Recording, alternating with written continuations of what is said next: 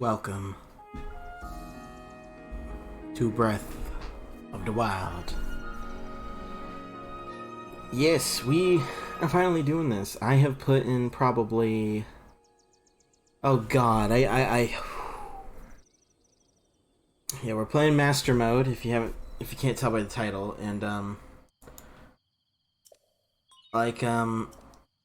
God, I probably had to have put in, like, a good, like, what, because there was, like, what, 14 recording sessions, and then I did the beginner trials, which were their own separate parts. I have probably, at this current point in time, probably have put in roughly probably over, I would say probably a good 30 to 50 hours, and that's a rough estimate because I haven't exactly been keeping track of it perfectly. And it also doesn't help that some of the earlier recording sessions, since I already did the editing and spliced the videos, trimmed out all the stuff, blah blah blah, I deleted the recording sessions because obviously, you know, taking up precious, you know, storage space. You know, what you don't use, don't keep, right? But I would say it's probably a safe ballpark, even if I'm giving myself probably a bit too big of a margin. Like, at this current point in time, I have put in about, like, probably a good 30 to 50 hours. Roughly. Maybe a bit less, maybe a tad bit more. I would say 50 is probably a safe bet, because it's the middle. Well, 40, I mean, whatever, you get the point. But yeah, we're here. I want to say this right out of the gate, that yes, we're doing this Master Mode series, but obviously Breath of the Wild's been out for quite some time. I mean, for fuck's sake, Breath of the Wild 2 is around the corner, allegedly. So I want to say this right out of the gate, that for those of you that have played Breath of the Wild, you already can completely understand why I cut the things out that I cut out that I'm about to explain. But for the newer people that don't understand, this game, aside from the very opening tutorial in the Great Plateau, where you gotta do what you gotta do to get the paraglider to leave, the game is very much open world. Just as soon as you finish that little tutorial, you do whatever you want. It is proper open world. It is... I even go as far as to say this is Nintendo's version of goddamn Skyrim, with maybe a touch of Dark Souls in it, because the combat can be challenging, especially early game. So, notice how I said a touch, because it's not... Yeah. Like... But yeah, anyway. So... A large majority of the game, especially since I kind of, with hindsight being 2020, decided to be an idiot and not get a horse until probably in the very, very late parts of the playthrough, like just pretty recently. Like probably like hour 30 or something, like really late. So most of what I recorded is obviously walking to the shrine, because I get Majora's Mask very early on, because obviously it's Master Mode. I don't want to fight, especially when I only have 3 hearts, so I went and got Majora's Mask very early. I didn't get it immediately, but I got it pretty early on, which you'll see. So basically, most of the stuff that I recorded ultimately ended up being me just going from point A to point B. Maybe the occasional side quest, which usually I like, yeah. You know, so a large amount of what I record, I ultimately decided it wasn't worth keeping, and I cut out. So that's just something to keep in mind.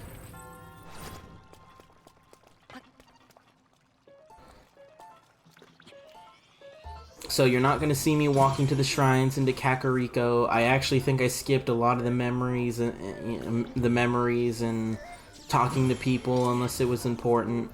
I cut out a ton of stuff. Like, what you're going to see is mainly shrines, the occasional funny moment if something funny happened, all the times that I die, because obviously Smash Mode, I'm gonna die a lot, and eventually someone is gonna end up wanting to make a death montage out of this just to spite me and make me seem worse than I am, because that's how the internet works. which honestly I'm not that good, but still. So, you know, I gotta make sure I gotta appease the people that like to make death montages, you know, or troll videos for YouTubers they like, you know, gotta appease those people. So all the deaths will be in there. And yeah, yeah, like I did my best to skip what I would call the boring bits. So a lot of these videos is mostly gonna be shrine related stuff with maybe a few things here and there in between. So I just, like I said, I just want you guys to be aware of that for the rest of the series. Like, I want you to know in episode 1 what you're getting into. Like, if you're here to see a proper, like, exploring the open world of the wild and seeing all the no, you're not getting it. It won't be here. Maybe if I decide to do a live stream version of this where you get the raw, unedited crap, then yes, which I might do. That'd be fun. But no, this is not it. This recording series of Master Mode is we're getting down to the business aspect of this, all right? Which immediately went sideways because yeah, it's been a hot minute since I played the game when I decided to jump into Master Mode. It's been a hot minute, and yes, we have now got our first death counter. So as you can see, unless something interesting happened in between shrines, it's going to be jumping from shrine to shrine. So the first, I don't even know how many videos, because I still have, like, at this current point in time, I have, I think, like, 90 shrines finished. So, you know, and so I still have more stuff to record. I still have more crap to do. So, so there's going to be a lot of episodes where it's going to be very heavy on the shrines, whether it be the shrines of the puzzles or the strength tests. You're going to see it all, but so. And there might be some things that I forget to mention because I did slowly as I did more and more recording sessions and as I cut more and more of the video. Very late editing because I'm caught up on editing, and at the moment with where my current level of like recording is and whatnot, right? But I realized very, very late in the game that I probably should have took the Forge Labs approach with this and started writing, maybe not necessarily writing a script, but taking, you know, very good notes on stuff, which I did not do at any point. So there might be times where I'm like, I don't remember what the hell I did to get up to this point, and, you know, and like, you're just gonna have to deal with that. I'm just gonna be real with you, Chief. Like, yeah, this is completely just off the wall. But if you're into that, then welcome. Enjoy. I can't even remember what the hell that ball was for.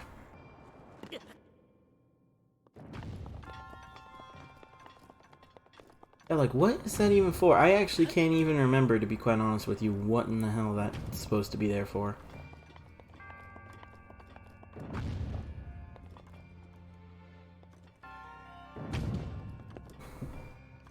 If any, it's probably just to show you, like, what you can do. I don't know. I'm already gonna have people in the comments like you're an idiot. How the hell? I've only played one playthrough of the game. I played one playthrough on normal, and then I went straight into Master Mode. I am nowhere near a professional in any sense of the word, so give me a break, guys. Alright, this is my second playthrough of the game. Chill.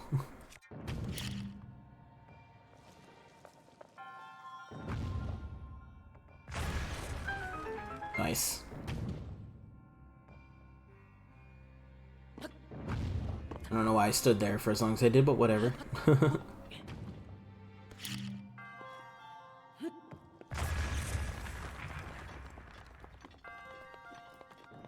But yeah, like I said, there's gonna be a lot of stuff that I skip.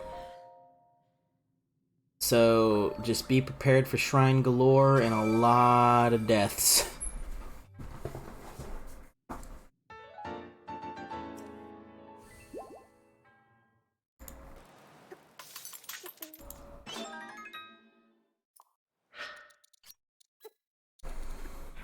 Yeah, I was over preparing for going to that shrine that's, you know, a bit on the cooler side. You guys know what shrine I'm heading to. So I over prepared by making a ton of cold resistance food because I didn't know exactly how long it would take me to get there. Plus, I knew I wasn't going to go straight there. I was going to do a tiny bit of exploring. Yeah.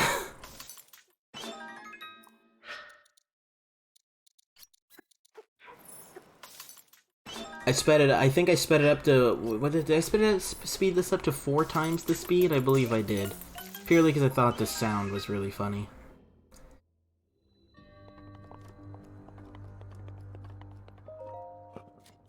But yeah. So we're getting. Yeah. So we're getting close to leaving the Great Plateau. I'm at this point. Because I believe we only have one more shrine after this. If memory serves.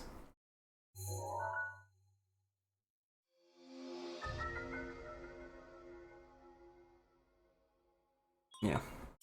Yeah, so I was right.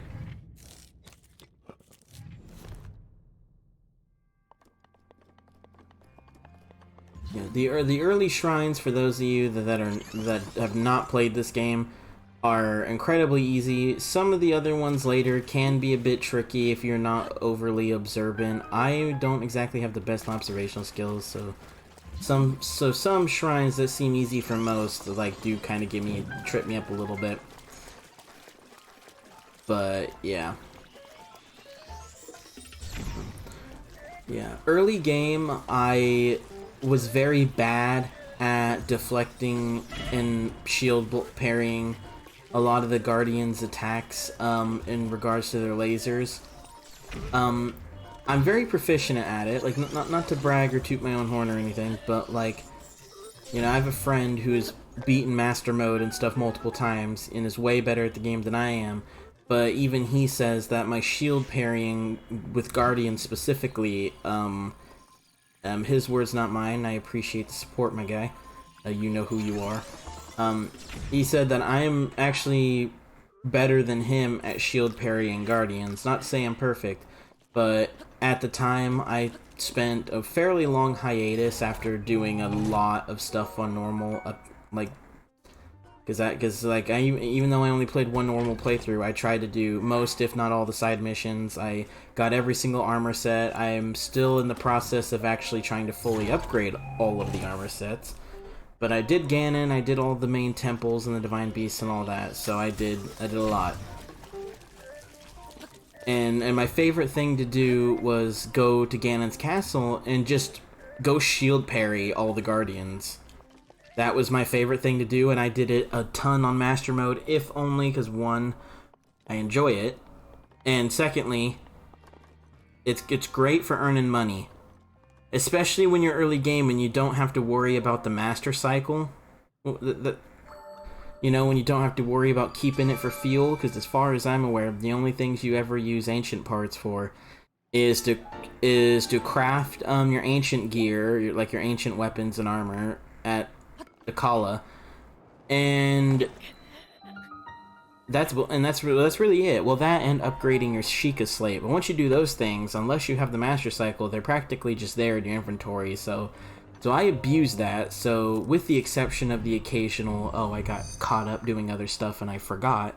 Every Blood Moon, I made it a point to go grind for Guardians, which is, you're gonna see almost every death, most of the deaths that I have on here, and I think right now I am up to like 60 deaths or something crazy. Like I have like 60 deaths right now under my belt, with 5 blood moons as well at the moment.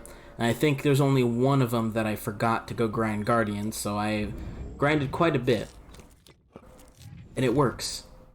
Like, that is probably the best advice that I could give to someone, especially to someone who's pretty good at shield parrying, is if you're trying to earn rupees, especially early game, you know, because you won't have the Master Cycle and all that, just grind for Guardians and just memorize what parts that you need for your ancient armor, because I don't use the ancient weapons. Like, I don't go to Kala and make ancient weapons.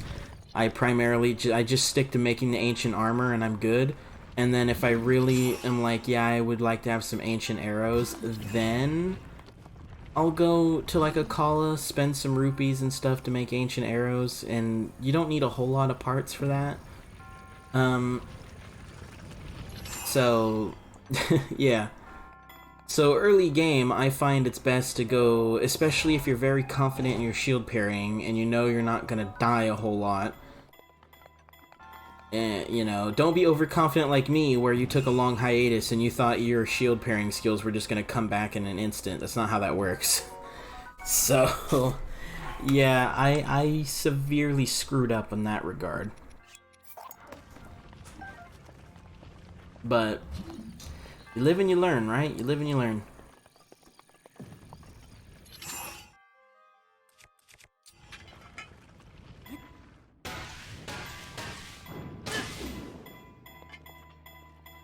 I love stasis. Stasis is so cool.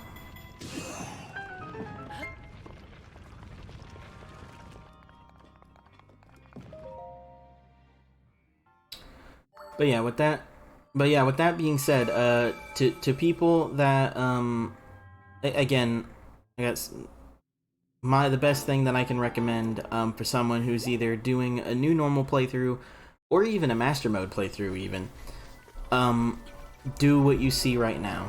As soon as you finish the plateau, just go straight for the central tower, and then go to the castle. Maybe not go inside the castle, but just like go to the Hyrule grounds around it and grind some guardians. You will find that sooner than you would expect, you'll get a sizable amount of rupees, especially if you hoard them, because you have to keep this in mind. Unless you're willing to go grind for a ton of like amber and diamonds and stuff, which, especially if you plan to upgrade, like, you know, your diamond circlet and stuff that you'll get later. You know, every resource matters. Like, you need a lot of resources if you're like me and you like to get all the armor and everything and fully upgrade it at the Great Fairies. So you're gonna realize really quick that like for example, it costs a total. There's 4 Great Fairies. The first one's 100, the second one's 500, the third one's 1,000, and the last one's 10,000. But I've noticed that the Great Fairy, by, it's not Hebra.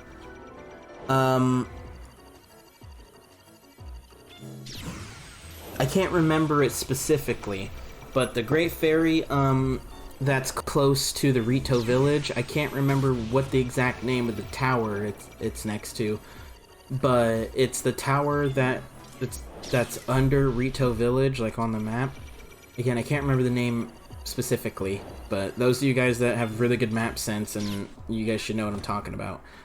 That Great Fairy, for those of you that don't know, there's a stable where that's actually fairly close by, where a guy wants to go search for the Great Fairy and give her an offering, and if you talk to him, he gives you the 500 rupees you need to do that. The only thing but the thing is I've never tested it and I've never looked at videos, so I'm completely unknowledgeable in the sense of, like, I don't know if that amount changes. Like, I don't know if you know, go to the other fairies, right? Like, I don't know if you leave that fairy for last and you go to the other 3 and you spend your 100, your 500, and your 1,000. I don't think that guy is just gonna up and give you 10,000 rupees. I think he's scripted to only give you 500. I'm pretty sure. So really, provided you actually use that 500 for its intended purposes, really all you need is 11,100 rupees to get all 4 fairy fountains. So, and then anything after that is just armor or building your house in Natino Village, which I did end up doing. That is actually quite expensive because you need like 3,000 rupees plus some more rupees to get all your interior and exterior decorations and whatnot. So you will end up, so that's 3,000 there, and I would say it's probably a safe assumption you'll need about another 1,500 to 2,000. Or 1,500 to 2,000 in addition, just to make sure that you will 100% be able to fully upgrade your house as soon as you get it. So that right there, with the Great Fairies plus your house is, if my math is correct, I said 3,000, and then we'll say another 2,000, even though I'm pretty sure it's less than that. We'll just say 2,000 to be safe, so that's 5,000 to upgrade your house, so that would be 16,100 to do the fairies in your house, right? And then you have the other stuff like your armor and whatnot, right? Like, especially if you're like me and you like to grind ancient parts, as you can clearly see. A lot of these I cut out. Yeah, like, I think after this episode, I basically go to, because I feel like this first episode fairly establishes that I'm not the best, but I'm pretty confident in my shield parrying skills for the most part. And not to say I'm perfect, especially since in Master Mode it really threw me off that, oh, some shots they delay it, and that was foreign to me. You know, so you know how it is when you throw in a new pattern out of nowhere when you're not used to it because you're playing normal mode for hundreds of hours, like, that's gonna mess with you. So, but over time I started getting more used to the pattern, and it kind of just became like, okay, I'm not gonna show this because then I'm basically flexing and I'm being an ass.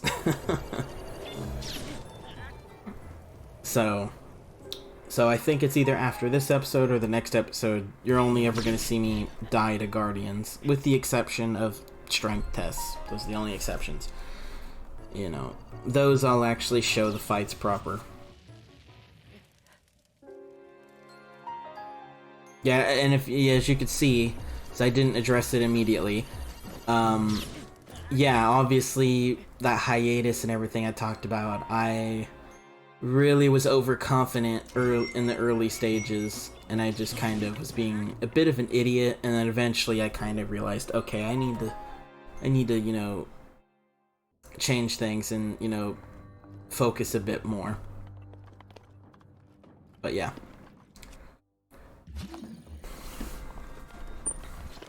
But yeah, but the point is that, like, for those of you that have played this game and you know what I'm talking about, yeah,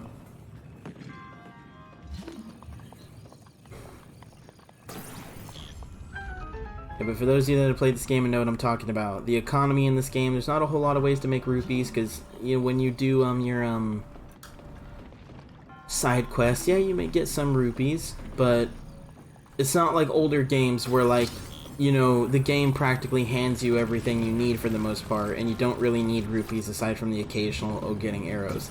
This game, they use rupees for a lot of things, like the fairies and everything, and it takes forever to earn that money if you don't sell your resources, you know, or, you know, like your ancient parts or your diamonds or whatever. So you know, so that's why I say like, it really is a recommended thing to do. Focus on grinding ancient parts, but that way you don't have to waste your diamonds and stuff for when you eventually need them for other things, like upgrading your diamond circlet, for example, or your ruby circlet, or whatever. Like, cause like I said, ancient parts are so easy to grind because of the Blood Moon cycle, especially if you commit to going into Ganon's castle and literally going after every guardian. And there's a tactic that I abused fairly late game, where I actually went ahead and said screw it, and like, where I would save every single time I killed something. That way, even if I died, it wouldn't reset me back like 5 guardians prior, especially with the RNG, where, like, if you die and lose all those 5 kills and all the parts you get, it could be random. And especially if you got like a giant ancient core, for example, those have a fairly low drop rate, and you need 6 of those to fully upgrade your ancient armor. So, and then after that I don't think you need any more, but still, you know.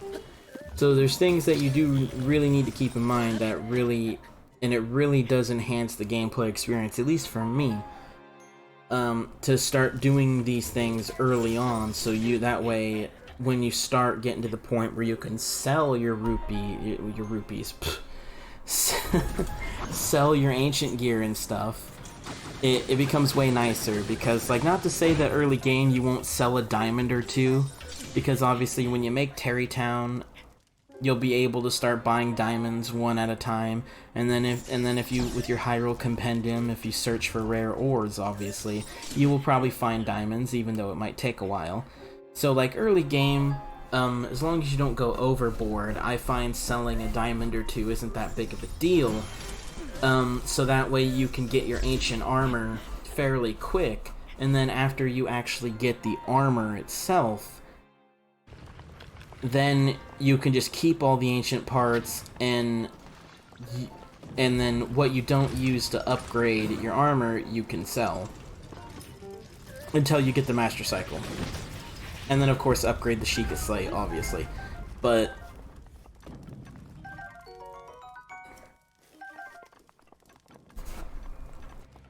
yeah. But yeah, all that aside, talking about grinding ancient parts because of how I find it more efficient than most of any other tactic in the game, as far as I'm aware. That and the fact that I just find it fun to do.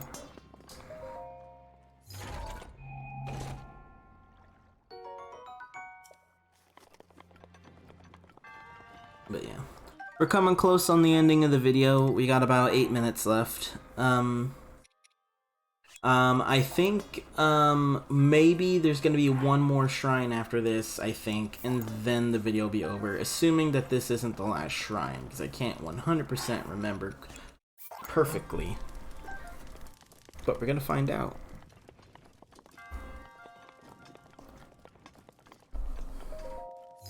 I probably could, there's probably a number of shrines that, looking back on it, I could have sped up in my editing.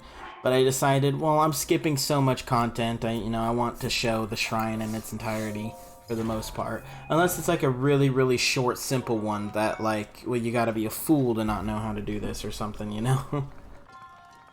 Like, I think, well, one shrine I sped up specifically that you'll see is one I did. I forget exactly what the name of it was, but basically, as soon as you entered the shrine, it had, it had the, God, I forget what it's called. Basically a seesaw, where, like, you had to put a metal box on the other one to raise you up. Well, to jump you up. Well, you'll see it. It'll be sped up. But yeah, but most of them I don't do that. Yeah, you can tell early game I didn't have a whole lot of confidence in my combat ability.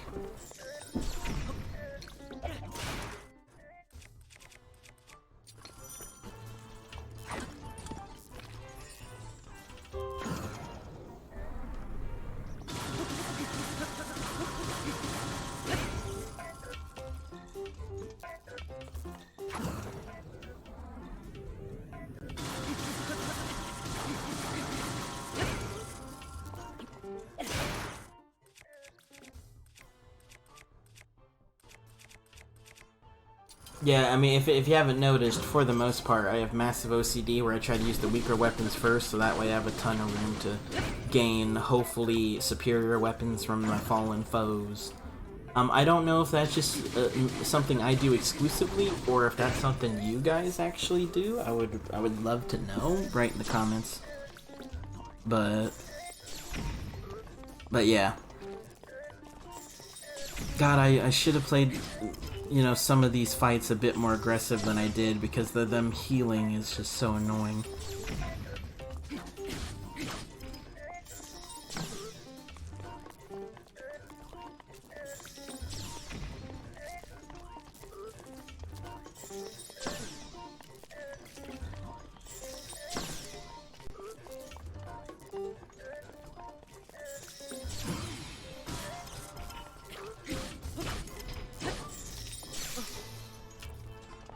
I think this is the part where I kind of gave up, because I was like, I don't have a shield. I think I'm screwed. Well, I shouldn't say I gave up per se, but wasn't immediately started lacking some confidence, you know.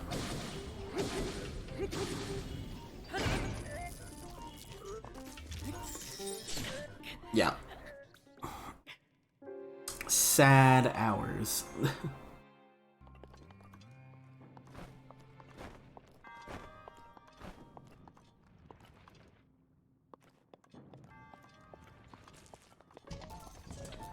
Yeah. Yeah, I skipped these guys this time because I didn't realize that it would be this easy, and I kind of regret it now, but should have just done that the first time, but oh well. And then here we are, the godforsaken motion controls. I hate motion controls. Because it's like you seriously do think that like how you're moving your controller is going to hit it, but it doesn't, like, just the angle. I don't like it. Like, for some reason, it's just not for me. Motion controls just suck. You really do.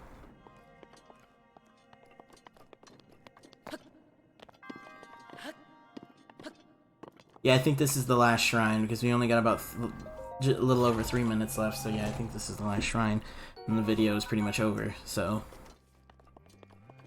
Yeah, so this is a really good introductory to kind of show you, to kind of give you a gist of what a huge majority of the videos are going to be until we get way late into the series where I do all the shrines and all that, because then it's going to be different, because then I might actually start being a little bit carefree in regards to showing some more of the open world stuff that I do. But again, with Majora's Mask on, there's not a whole lot I do. Like, do you really want to watch me go search for some parts, you know, or some fish to upgrade some armor? Like, you know what I mean? Like, do you really want to see that?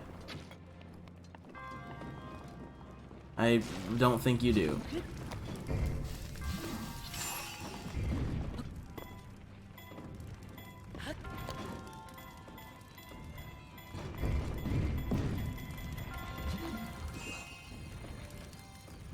Nice.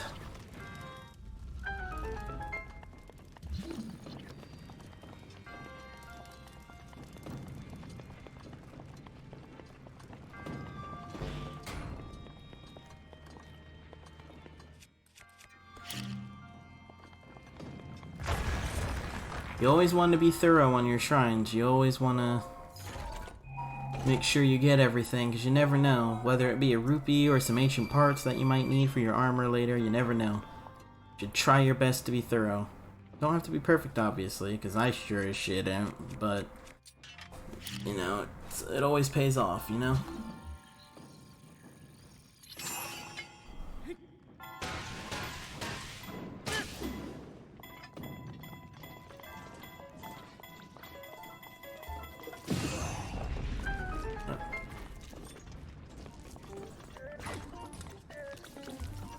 That worked out better than I thought it would for some reason. I thought that wasn't going to work out as good as it did, but it ultimately did, so I was happy about that.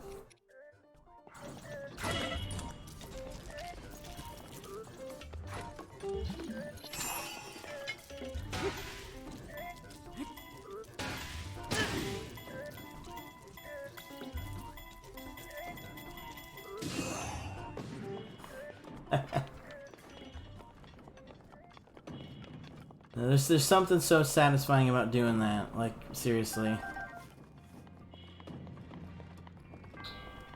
Yep. But that did it. We're pretty much at the end of the video. All we do now is just watch the little cutscene of getting the spirit orb, and we're done.